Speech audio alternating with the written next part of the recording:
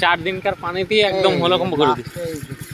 আজকে ঠান্ডা হয়ে গেল না না, এর আগে লাগিয়েছে, লেগে গেছে ধান, দেখতে পাচ্ছ না? লাগা ধান মনে খেয়ে বুনা ধানও হতে পারে।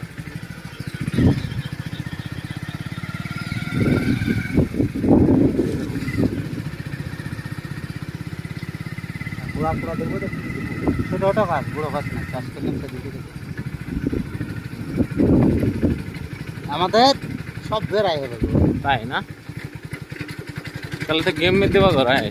হ্যাঁ হ্যাঁ